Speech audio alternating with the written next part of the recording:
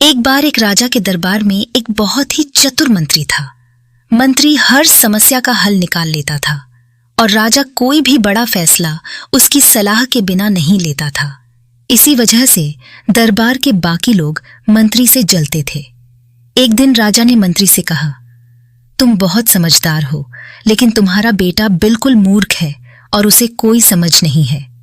मंत्री को यह बात बुरी लगी। उसने पूछा, महाराज, आप ऐसा क्यों कह रहे हैं? आपको कैसे लगा कि मेरा बेटा मूर्ख है?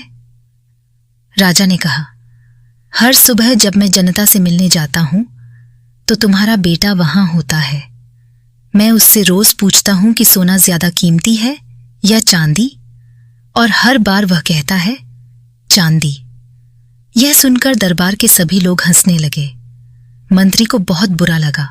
वह चुपचाप अपने घर गया और अपने बेटे से पूछा, बेटा, सोना ज्यादा कीमती है या चांदी?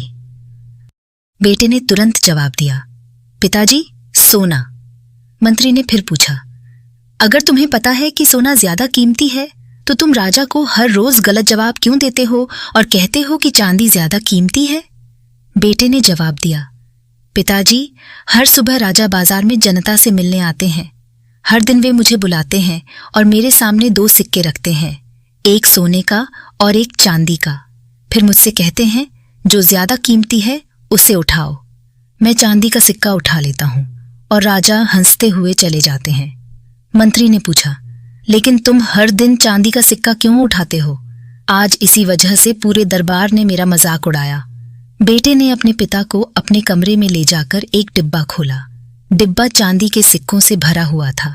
यह देखकर मंत्री हैरान रह गए और पूछा, तुम्हारे पास इतने सारे चांदी के सिक्के कहां से आए?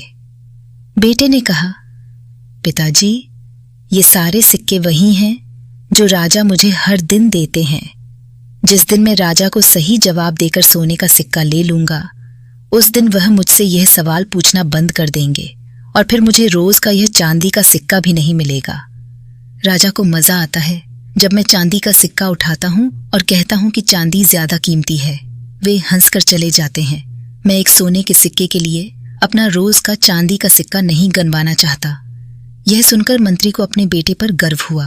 उसे समझ आ गया कि भले ही लोग उसके बेटे को मूर्ख कहें, लेकिन उसके बेटे की बुद्धिमानी को समझना हर किसी के बस की बात नहीं। अब जब भी कोई उसके बेटे को मूर्ख कहता, मंत्री सिर्फ मुस्कुराकर वहां से चला जाता। दोस्तों, इस कहानी से हमें यह सीख मिलती है कि कुछ लोग थोड़ा काम करके बड़ा दिखावा करते हैं, जबकि कुछ लोग बड़े काम बिना दिखावे के करते हैं। अगर आपको पता है कि आप सही कर रहे हैं तो कोई फर्क नहीं पड़ता कि लोग आपको मूर्ख या पागल कहते हैं। दुनिया अक्सर उन लोगों को पागल कहती है जिन्हें वह समझ नहीं पाती। तो अगर आपको यह कहानी अच्छी लगी तो इसे और लोगों के साथ जरूर साझा करें। धैर्य रखें, आभारी रहें और जीवन में आगे बढ़ते रहें।